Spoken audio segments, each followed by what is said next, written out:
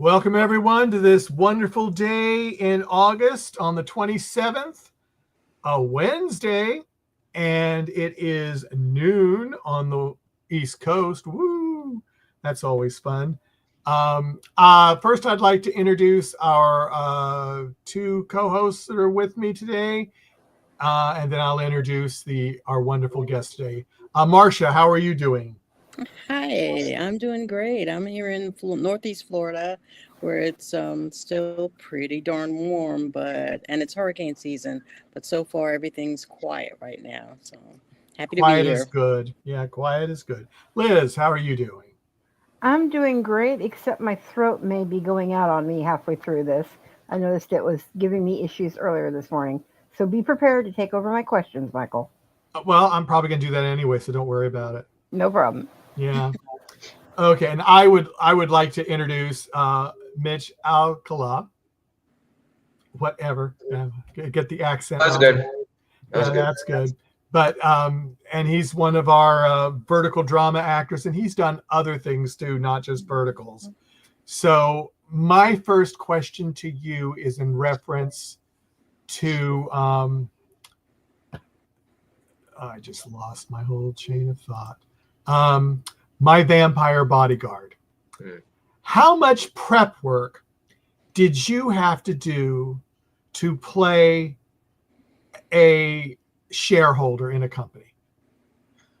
Prep work, I wouldn't say maybe not that much. Like honestly, it's like this is like the first time I play like a character like a shareholder in a storyline, and it was like a 3-day shoot. So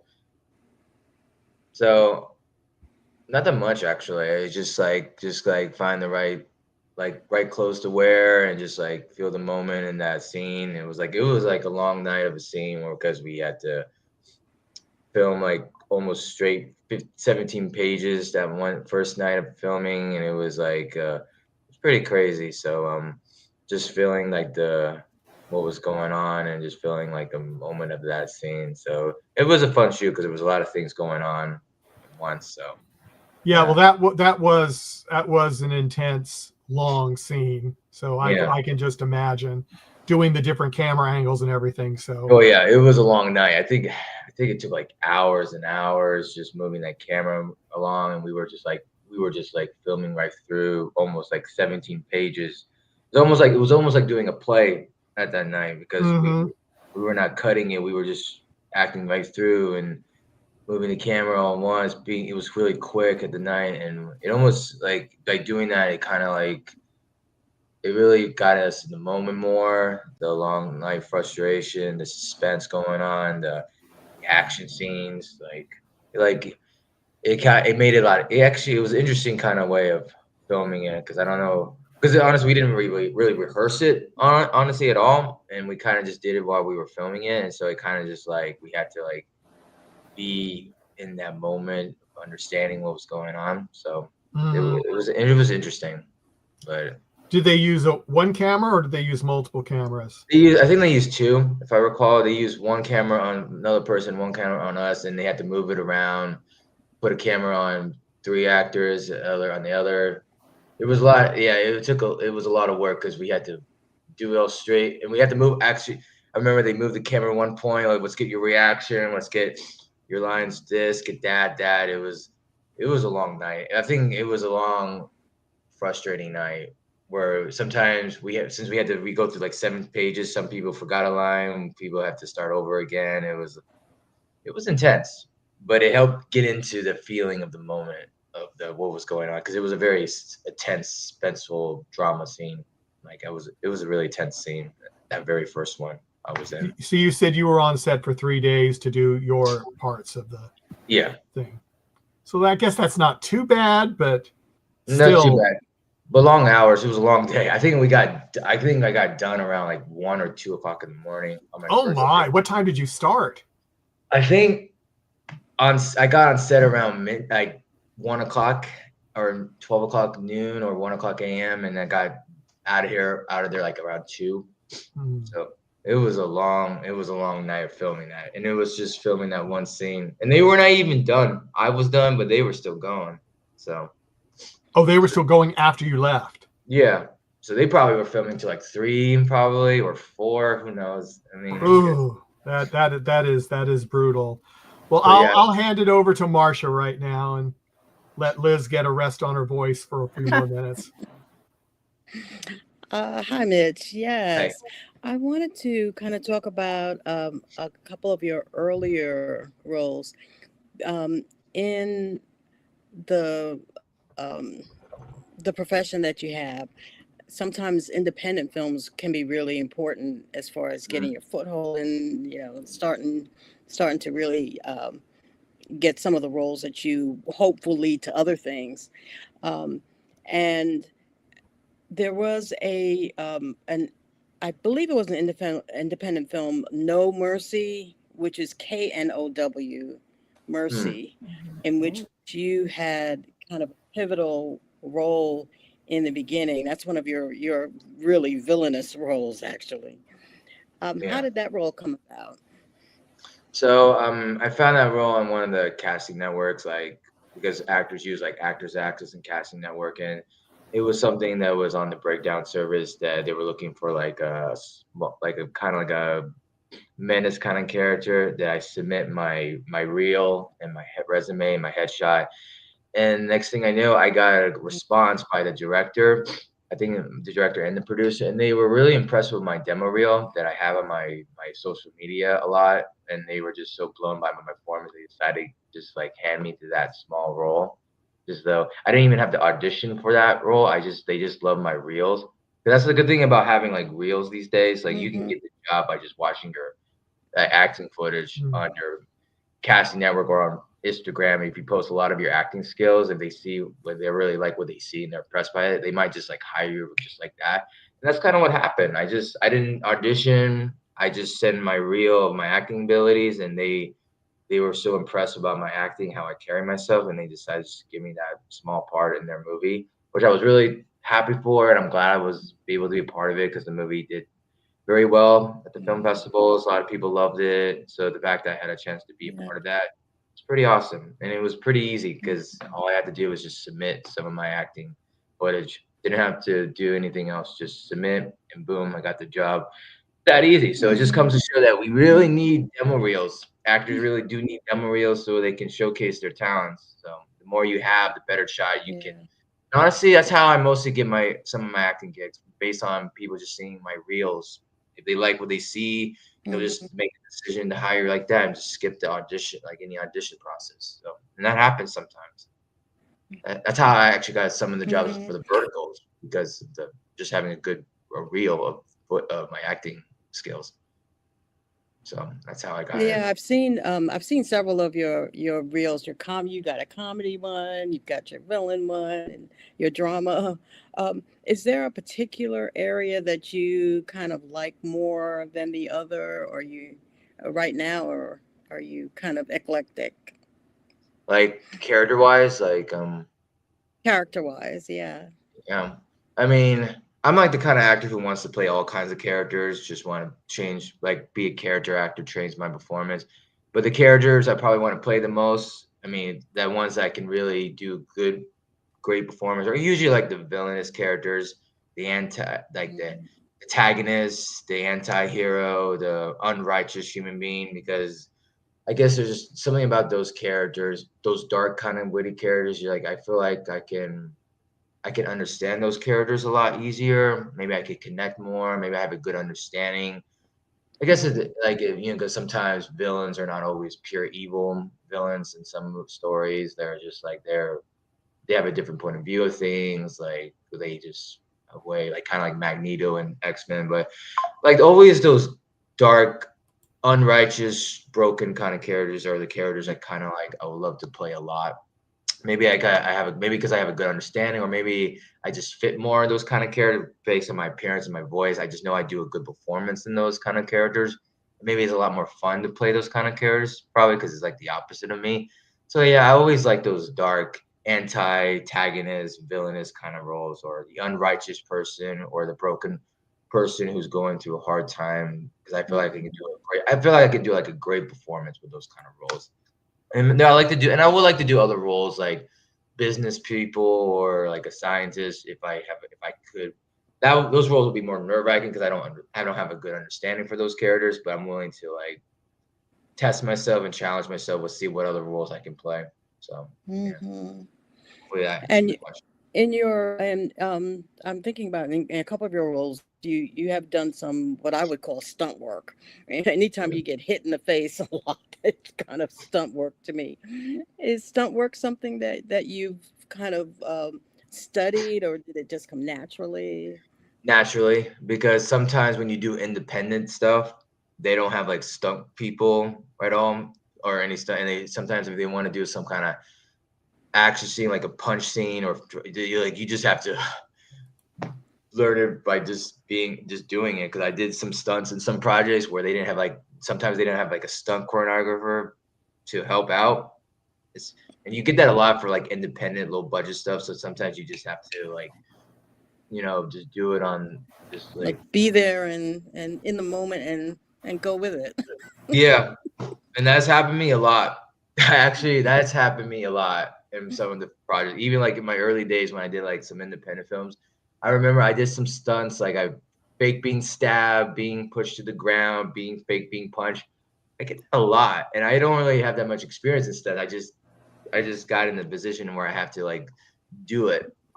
So and I was able to pull it off. So and honestly, I would love to do like more stunts because I actually think it'd be fun to do some like action stunts, like not like I wouldn't say like extreme stunts like Tom Cruise does, but some cool like some stunt because I feel like because it seemed like really fun to do. So I will be down to do more stunts because I feel like I have some experience. Now I have experience doing that because I was forced to do it in the projects.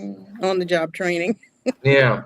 Like they just asked me, are you able to like give fake being punch and get pulled to the ground? I was like, yeah, sure. It's like, what was I gonna say? Say no? Like, no, I'm not comfortable with that because I have no experience. I don't want to be one of those actors that is kind of like just like, no, I'm not down with it. Like, no, I'm cool. Do you want me to like drop really hard or because I've done that. I've been in that situation a lot where I have to drop dead on the ground on a solid ground, nothing. And yeah, I've been in that situation a bunch of times. So yeah, it's crazy. Thank you. Liz, you want to jump in? Sure, I'd love to, but first I'm going to yell at you, Marcia. You stole my question regarding Caleb and No Mercies, and I agree 100%. It was a fabulous role that you did with that Mitch. Going back, way back, I know you got into acting when you were about 12, but what exactly gave you the idea that you wanted to go into acting? Was it somebody that within your family that gave you the idea? Something you saw? What made that come about?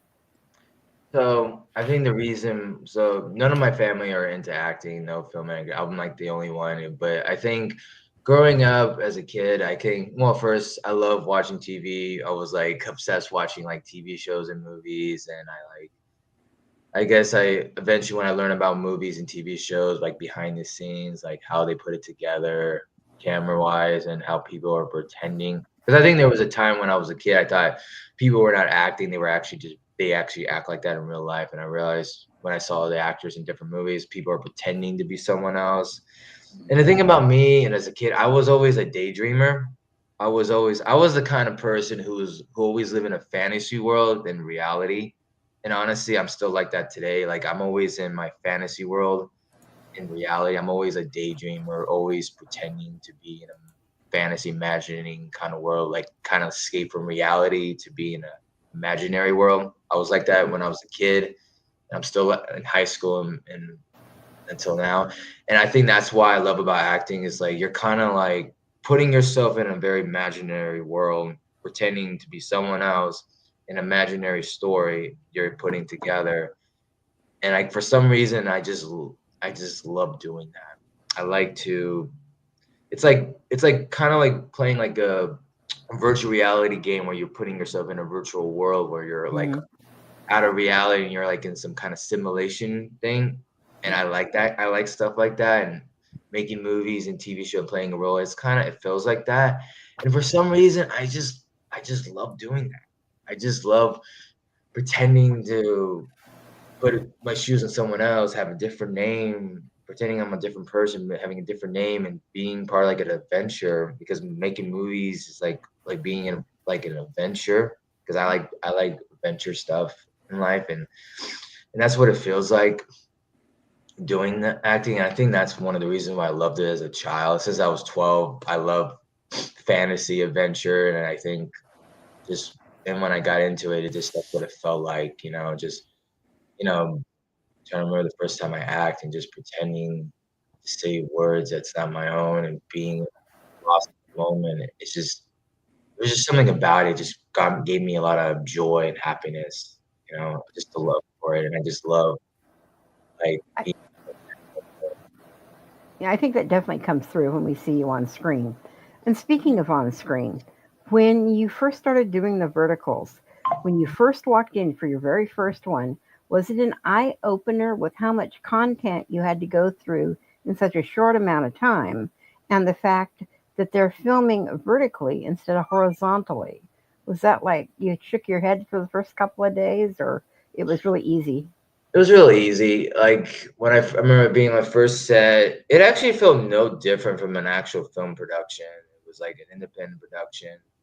They got the good cameras, the red cameras, the Yeah. crew, the only difference is everything is just on a sideways. Like I noticed how they film it, they just film it on its side instead of like in the usually when they use like a screen monitor for the director to look at, it was on its side. It was just a different kind of interesting take, but it felt no different from an actual filming, in my opinion. Like it felt no different from actually filming like a movie. It felt exactly like doing like an independent film. So when I was on set, it felt like a regular film production to me. I didn't feel any Okay. difference. Because if you look at it, it is very close, confined to just the camera on the actors doing this stuff. Not a lot of peripheral is put in on that. So I was just thinking it would have been a little bit more. Oh God, I there can't be any distraction from anything else. I've got to be on point all the time. And with it being filmed so fast, you're not allowed a whole lot of goofs and mistakes for it. You just have to push through, and you only get 2 or 3 takes for a lot of things. Yeah, because it's one of those productions where they film it really quick, no rehearsal. They have to do a few takes. I mean, it could be challenging because I remember most actors like kind of forget a line and stumble, and we had to start over. But it could be challenging. But honestly, I'm kind of used to it. I've done projects like that before. I did the verticals Okay. for. I'm used to doing like rush shoots where you have to do it quick. Actually, that's the kind of filming I'm used to doing, because a lot of the project I'd done before the verticals, like independent stuff, it was always like a rush kind of shoot because they had to get it because everything goes behind schedule. They want to film everything, get that done on the day, and I'm kind of used to that rush filming kind of thing. You have to make sure you don't mess up your line. So I got experience doing that, so I was kind of prepared for things like that. So luckily, I have the experience on those verticals since it is like a rush kind of shoot, and I have some experience in that area. Yeah, I was going to say, if I remember correctly on my research, you did a lot of car commercials as well.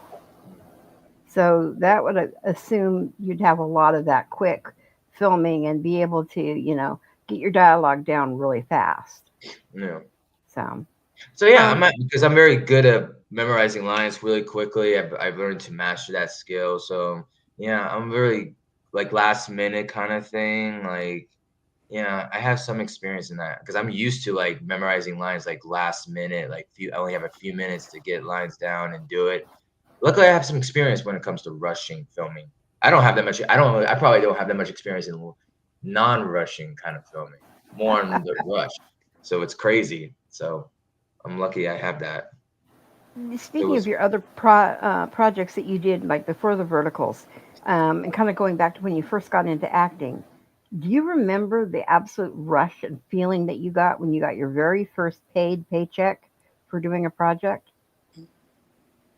I think I do. I think I'm trying to remember my first paycheck, and like because I remember I did a lot of free stuff when I did projects. I think my first paycheck was like I do remember doing a commercial in San Diego, and I think the clip is on my Instagram, so you could probably find it. And I remember I got a good paycheck for doing an acting class. And I remember that feeling. I got paid for my acting. That was the moment where I felt like I am officially an actor because You've I arrived. got paid for my acting. It felt so good because now I can call myself an actor. Maybe because before I wasn't calling myself an actor because I never got paid for my acting before. But when I finally got paid for an acting, got that check for my acting skills, I can finally say I am an actor.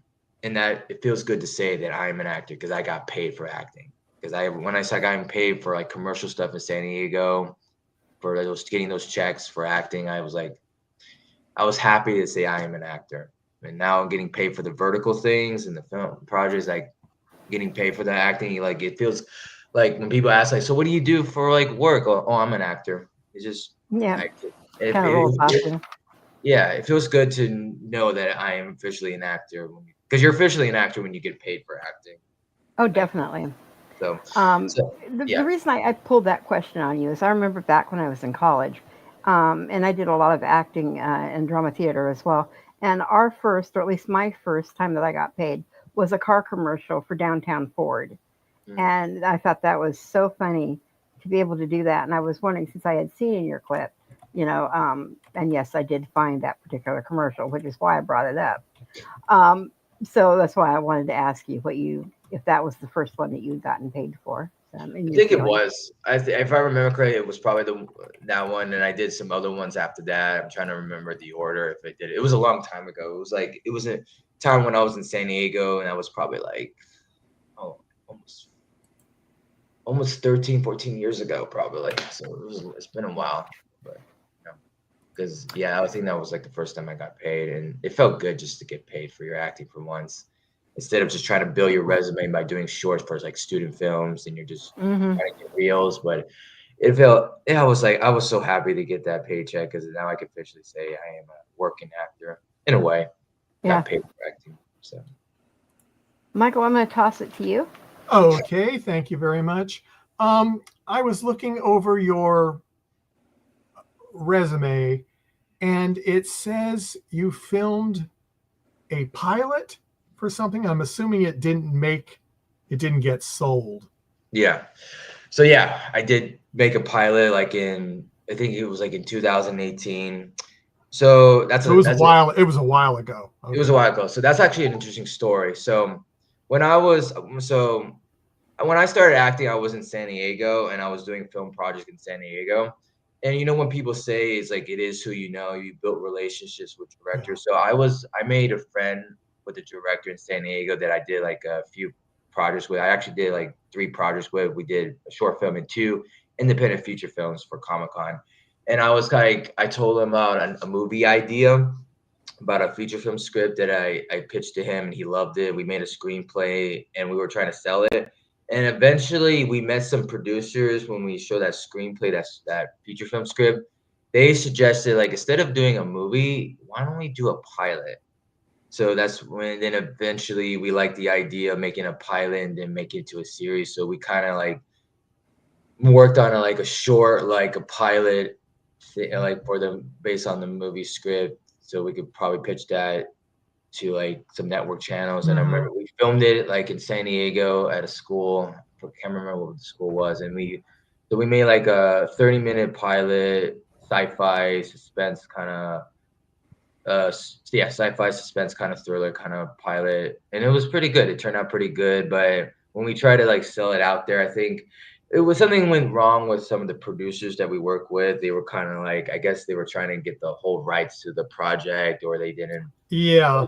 They were Mm-hmm. getting like too picky about offers of the network, so eventually it never got made to a series because of disagreement of working with the producer. So everything kind of fell apart, which was kind of disappointing because the pilot. It was an idea that I thought of, so that was the beauty about it. It was kind of an idea I thought of. It was my idea of the story, and the Mm-hmm. fact that we were able to create to a pilot for a TV series that would make it to a series. And I had some ideas for like season of a TV show, but eventually it just never happened because bad disagreement with the producers we had. Like my co-director, like had some things went down argument wise, and it fell everything apart because I think we did have one offer from Sci-Fi Channel, And I guess they were picky about what they were offering, and just kind of everything just fell apart. And yeah, so it never really happened.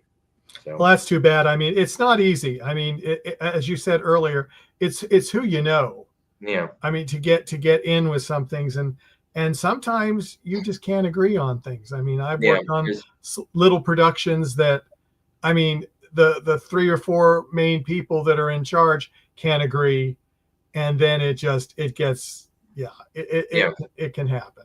Yeah, I heard that happened in some TV shows. They film in disagreement, and everything got shut down. Production they never finish it, so it never airs. So that happens. I know sometimes people make pilots that never get picked up. It's just part of how the business works. It's the process. It's the process they do. But it was like a good experience because I learned about like producing in the same time, because I feel like sometimes actors have a better way of succeeding if you learn to become a producer. And I was learning. So when I was pursuing acting, I was also learning about producing while I was in San Diego. I was learning to be a producer on making some indie projects. I was actually learning that by just doing it. I never went to school about learning about producing. I just learned by just being around the right people and just learn from being around them. So yeah, because it is who you know, and sometimes you have a better shot of making it if you create your opportunities instead of seeking opportunities. And that's kind of what I was doing. I was trying to create opportunities while I was in San Diego for projects, like using my imagination, putting my ideas together, and so hopefully we can make something together as a team. And that's kind of what the pilot was. It was an idea I thought of. We kind of all worked together to work on something, like work on a screenplay, and it was fun. I like being like one of the producers and pitch ideas to add to the story. I like that part too as well.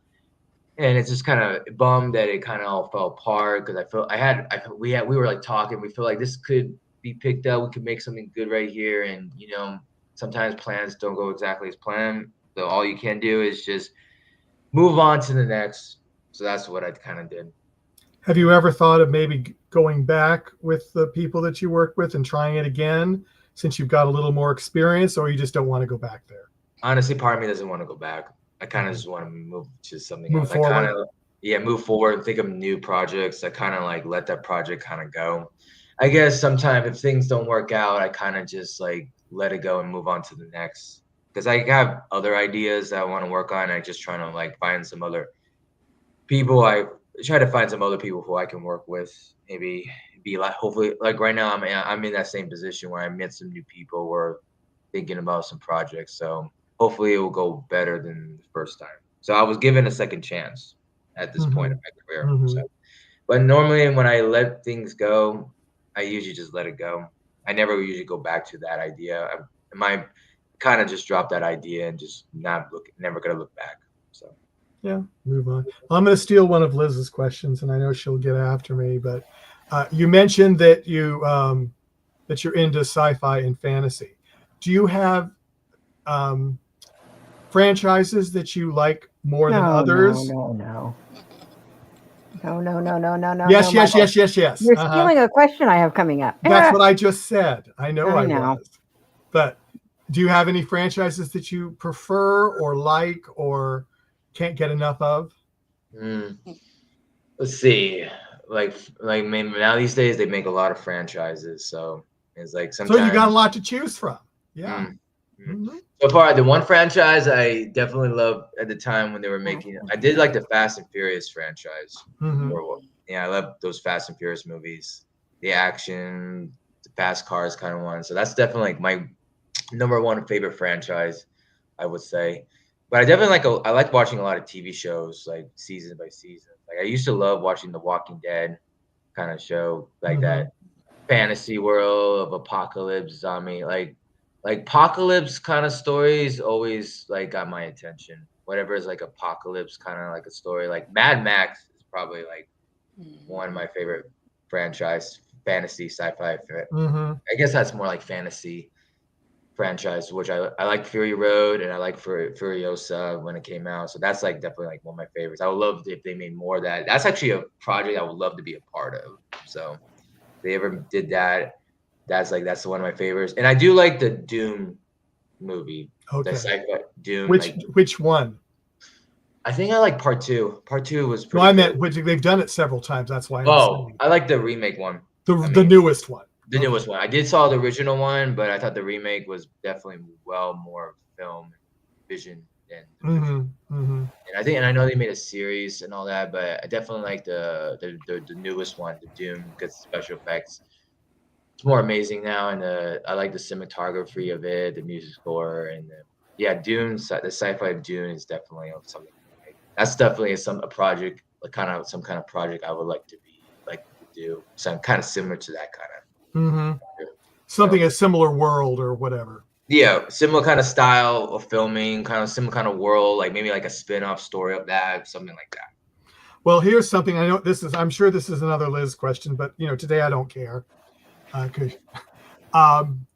Have you thought about writing a fantasy thing for verticals? For verticals, yeah, for verticals. Maybe not for verticals, because the thing about verticals, they're kind of like rom-com kind of stories, like short. But see, you can change that. That's what I'm saying, because people are do like something different. Some people are doing things different now, so they're not all rom-coms. Okay, I get what you mean. Like, because now they are doing verticals, but they all have but something more serious, more drama, more drama. Yeah. Okay, I never really thought about that, but actually, even horror. Yeah. There's a couple out there that are being produced for horror too. Yeah.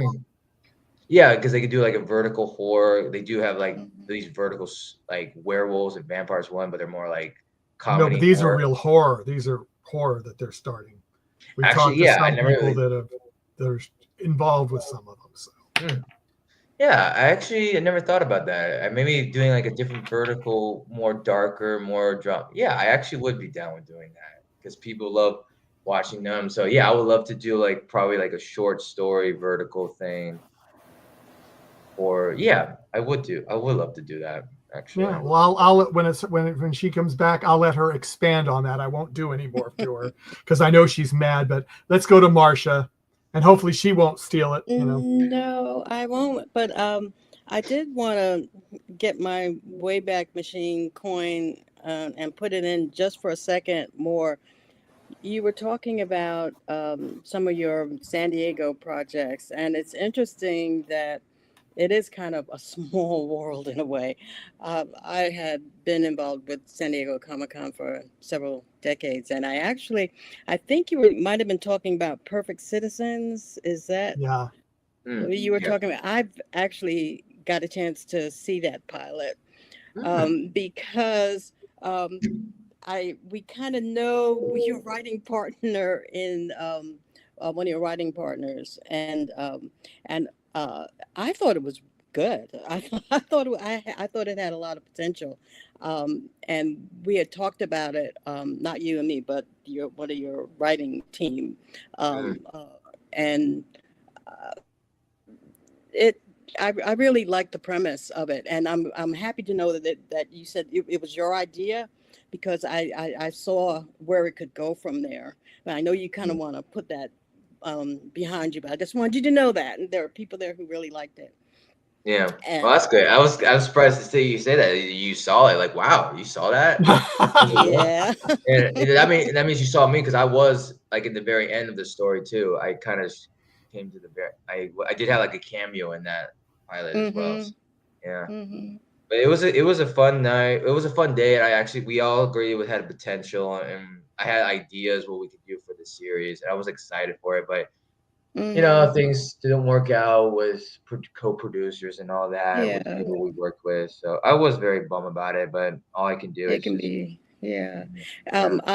that you look forward to it. You looked at it as an experience to be taken and used for your next project and the next thing, and also another one is Unbelievable, which had about every Star Trek actor in it that you can think of.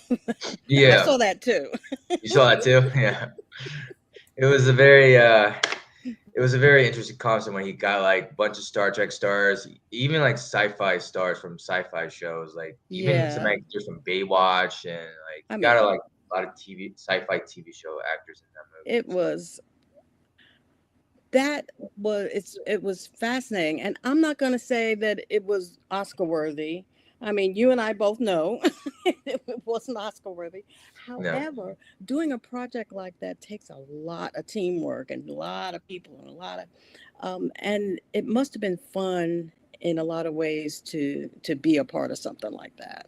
Yeah, I remember the day I shoot that's my scene because I had like 1 3-minute cameo and it was after the credits, so people probably wouldn't see me. If they waited after the credits, they could see me. There was like there is a scene after the credits and I was in that. But I remember that day shoot. It was like a big production. I think it was the first time I've been on a really big production shoot and I wasn't just playing an extra. I actually had a line and a part. And I remember like saw some of the actors. It was the day I was on set. It was the day that Snoop Dogg was also on set. So that was a cool experience being on a film production where I saw a big celebrity also on the Yeah. same day. On the same day, and it was pretty cool. It was a cool experience just being on the same set with a star and Snoop Dogg. He was tall. I remember him walking on set.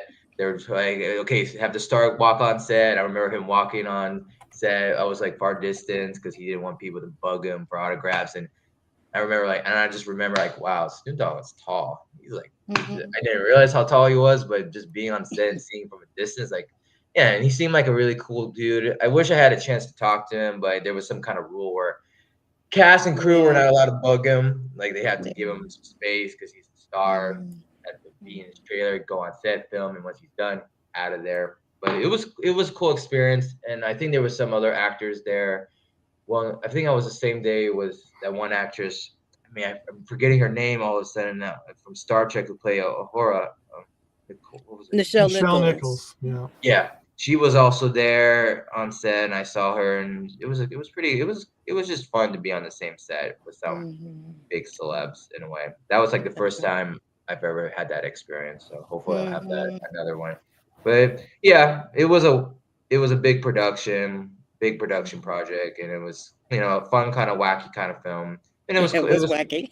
Yeah, because I did see the movie, so it was kind of like a cheesy kind of film, which most people like those kind of movies, but it was a fun experience to be a part of. It's kind of sad it never really went anywhere. It kind of just like it never got sold. It never went to like theaters worldwide because the producer. I don't know what happened because there was some problems with the director and producer. Didn't make a deal with some studios. That's what my friend told me. Like he just didn't make an offer. Like he just didn't take, and that's why it never went. And honestly, the director and producer is the same people that did Perfect Citizen with us. Right, so, I know that. So if you know the story why that movie never went anywhere, it's the same reason why the pilot never went anywhere. So it's just a lot of conflicts, a lot of bad conflicts with the director and producer. I don't want to say that much, but you get the idea. So it's like made me really sad. I kind of just like want to move on and forget about it. Just work on some other. I though I don't live in San Diego. I've been to San Diego many times, mostly for San Diego Comic-Con. So I'm thinking that you probably have been at San Diego Comic-Con in the past. I have. I went to, like, when I was in San Diego, we went to because the cool thing about the San Diego Comic-Con, it's also a good place to network as well, because a lot of filmmakers go there as well. Surprisingly, I never realized, but directors and writers, they go there, and sometimes they go there to network, try to meet some of the actors, try to get their contact about time. And that's what my friend was doing, who was a director and writer and producer. He went there to like network, try to meet some like those actors at the Comic-Con and get their exchange information, see if we can do like a project together. And they had some like booths where you talk to some like directors and because that's why that's a good thing about Comic-Con. It's also like a good place to network for filmmakers. I didn't realize that, and that's why I went there with him a few times to kind of like network and meet some contacts. Would you consider going back just for fun? For the fun of it, honestly, if I ever do come back to Comic-Con, it's only because I'm promoting like a project. Like walking around getting autographs it's not really fun for me. I'd rather be the actors on the booth signing the autographs, promoting a TV show or a movie. So if I ever do go back to Comic-Con, it's only for that reason, but I don't think I'll ever go for just the fun. Or go to just cosplay and hang out with fellow geeks and nerds and that kind of thing. Honestly, sometimes it's just too crowded. It's just Yeah. super crowded. The lines are super long. It's like waiting in line for an autograph. It's like, in my personal opinion, it's not worth it. I don't enjoy it at all. Like I know people will wait in line just to see you. I remember sometimes people will spend the night. Like Oh I yeah. remember when I was in San Diego Comic Mm-hmm. Con, people were like lining up to see a booth the next day for like The Walking Dead or some kind of TV show, and people are lining up the day before and they spend the night there. It's Spend the like, night on the lawn. Yeah. yeah, Just and me, I but did yeah. that, and that was not a fun experience. I did not like spending the night waiting in line for something. It's not worth it. It's not. People wait in line for like a picture, an autograph, and it's not worth it. I don't enjoy that kind of stuff. I mean, I don't mind being the person they want to get autographs for, but waiting in line and Mhm. so crowded, it's like, nah, it's too much for me. No, it's too much for me. Well, thank you. Yeah, it can be fun. Liz? Liz? Yeah, I just briefly want to go back to one thing. I want to absolutely strangle Michael for mentioning the Fast and Furious because that was my final question I was going to ask you. But I'm going to incorporate a couple things into it. Because we are getting so close to the final movie of it, do you think, because 10 left us really up in the air with a lot of different things, deaths, presumed deaths, unexpected resurrections, that was kind of a surprise. How do you think it's going to play out in the end? Do you think we're going to wind up losing somebody or not? I mean, what are you talking about again? What was the question? I'm sorry, Fast and Furious. We were talking about your favorite. Yeah, like the final part. Yeah. Yeah, for part two. Honestly, I kind of ever since Paul Walker died, I mean, to me, it's like it kind of lost. I mean, it hasn't Went been off the this. rails. Yeah, Yeah. yeah, No, yeah. I agree with you with that. The other thing I had wanted to ask you is how many verticals actually have you done at this point? At this point, I will say I've done like 7. I appeared in 7 of them. Okay. So like, Um, yeah, with your genius comedic timing with certain things, my throat's going again. Um, do you ever think if a comic version of a vertical came up that was more on the dark side, but it had its kind of almost heavy comedic timing as well into it, that would be something that you would really try to go for, or maybe even write? And I know Marcia, I think, mentioned writing. I'll definitely go for like the ones that I think are kind of dark and witty are like the werewolf ones because Yeah. I wasn't in like a werewolf one, and even though it had some comedy in it, but it was pretty dark and witty and gory, and I thought that was kind of fun. So if I ever did like a vertical, it would probably be like a werewolf one, a Would good it like be? werewolf action one. Actually, if I did like a vertical werewolf one, I would make it more like dark and serious, maybe a little human, but really like more serious, like more dramatic with really emotional moments, like really good performance. Because I would like to see one when it really has like like really dramatic performance instead of like doing like a comedy one at the same time. Because it is something meant to laugh at, but I would like to do like I would like to do a story like a werewolf versus vampire kind of story, kind of like Yeah. Twilight was in a way. So I would love to play like a werewolf character fighting like an army of because it's always like an army kind of story. Billionaires, like maybe like rich billionaire vampires against werewolves that are not billionaires, and there's like some kind of rivalry. And Oh, then I obviously, love that idea. yeah, and they'll definitely need that love story because everybody loves the love story. So somebody who falls in love with a girl who happens to be a different world. So yeah, I would love to do like a vertical epic action kind of supernatural fantasy. Since I guess one of my favorite shows was like Teen Wolf, and those werewolves remind me of that TV show Teen Wolf. So I They would love kind of to, do, don't they? yeah, I same kind of do. makeup, same kind of thing, and I would love to do something like kind of similar to that style, like more. And because Teen Wolf was more darker in a way, so I would love to do that same kind of darkness for like a vertical. So that's what something I would do if I had I control. like that idea. And I have the perfect beta for you, but I know if I say their particular name, I will probably be getting yelled at all across social media.